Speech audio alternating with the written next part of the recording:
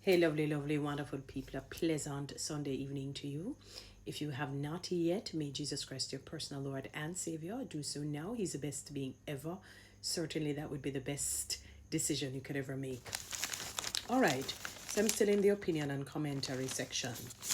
And I'm seeing something here says need for inclusive education and social transformation.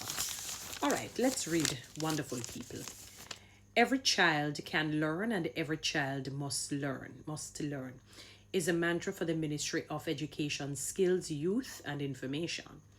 Long before the term inclusive education became the clarion call, an important, call of the world, Jamaica has been engaged with the practice. Dating back to the 1960s, a few persons with disabilities were attending regular high schools and universities. It is therefore unsurprising to see the slogan of the Ministry of Education, Skills, Youth and Information embracing the capacity of all children to learn. This embracing principle includes persons with disabilities, although we are yet to see a total transformation of the education system to include all persons with disabilities. In this article, I will elucidate on the concept of inclusive education, what it entails for learners with disabilities, and how it aids in the transformation of the Jamaican society. Inclusive education, according to UNESCO, is a philosophy of education in which all learners participate in the same education space on an equal basis. It's like you're on an equilibrium level, all the way there at the starting line. The system of education means that a person with a disability is required to attend and participate in regular education institutions alongside those individuals without a disability. A classical example of an inclusive education space in the context of Jamaica is the Hope Valley Experimental School. In an inclusive education system, there are certain features that must be at play. There must be trained professionals to relate with persons with disabilities. The educational institutions must be physically accessible to persons with disabilities. There must be assistive technologies to allow for easy interaction with persons with disabilities and those without a disability in the institutions. There must be the provision of reasonable accommodations for persons with disabilities and support staff to assist teachers to interact with children with disabilities. Once these measures are in place, a person with a disability should be able to navigate the education space with relative ease. Subheading: Joyful Experience. These features are present from my most recent visit at the Hope Valley Experimental School. The principal of the institution has consistently testified of this joyful experience in seeing how students without disabilities care for and support students with disabilities. Indeed, this is one of the fundamental aims of an inclusive education system, which I agree with, to ensure that there is a social transformation which will see greater interaction and understanding between persons with disabilities and individuals without disabilities. And let me pause here before continuing to reading the article. One of the things that they're going to have to improve on is a ramp. You know what I mean? That is sometimes one of the hindrances. I'm not sure how true it is, but somebody had indicated that there's the school for people with disabilities and yet they don't have ramps. This is something that they seem to be aware of, and it was a very, very, very sad situation. You know what I mean? So that is key, because not everybody has the agility and the strength to be lifting people, push over something, and it can be quite cumbersome. So they need to work on that, to be honest. So that is one of the things that they need to do. It's not that sometimes people may not necessarily want to help those with disabilities, but resources have to be in place.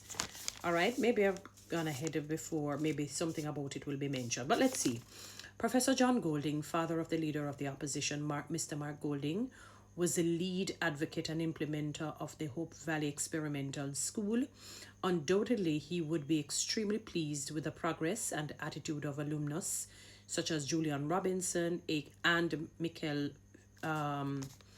Phillips,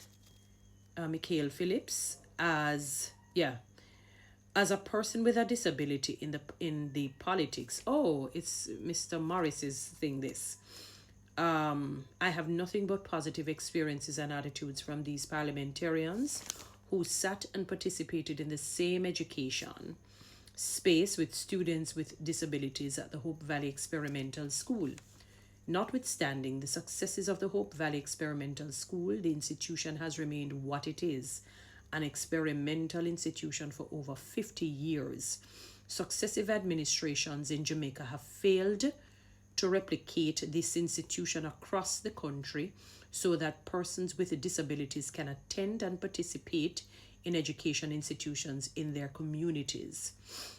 A 2011 study conducted by the Center for Disability Studies, CDS, at the University of the West Indies, UWI, revealed that only 20% of education institutions were accessible to persons with disabilities.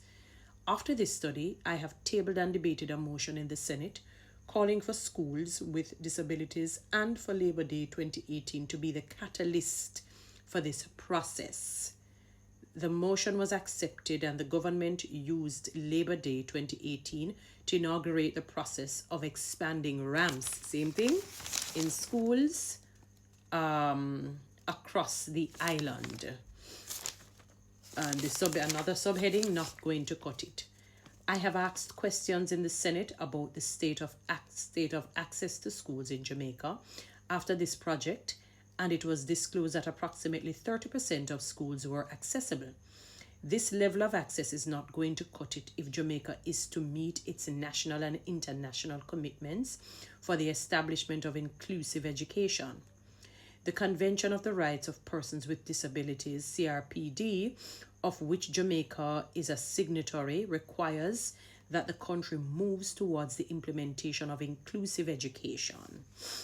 And this was reiterated in the concluding observations of the Committee on the CRPD for Jamaica in 2022. Additionally, the Sustainable Development Goals, CDGs, to which Jamaica is committed, requires that countries establish inclusive education by 2030. Most importantly, the Disabilities Act 2014 requires that education and training institutions provide education for persons with disabilities. An inclusive education system is one of the best means of jettisoning the stereotypical images of persons with disabilities in Jamaica.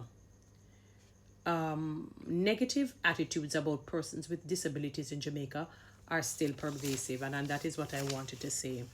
And including persons with disabilities to sit in the same education space as those without disabilities will undoubtedly demonstrate that persons with disabilities can function efficaciously as their colleagues with a disability. That's true. For the next couple of years, I will be devoting my time to ensure that the education system becomes more inclusive of persons with disabilities with the requisite support mechanisms. I am a product of inclusive education and will be relentless in my pursuit for its national implementation.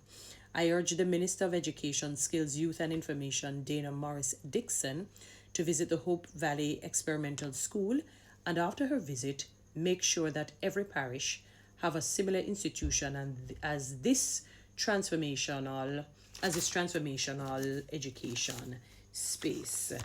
And Mr. Morris mentioned something that a lot of Jamaicans going to have to unlearn and then relearn. I don't know if it is a phobia, fear, something troubling where people with disabilities, Jamaicans, seem to, I don't want to use such a strong word as scornful, but almost a related word. And let me tell you, even sometimes the vitriol that comes out of their mouths in a disrespectful manner about people with disabilities, it's a cry of shame, a shame and a disgrace. But I agree with the need for inclusive education. Guys, you know what to do with TikTok and YouTube. Subscribe. Give me one of those lines and you can follow me on Instagram.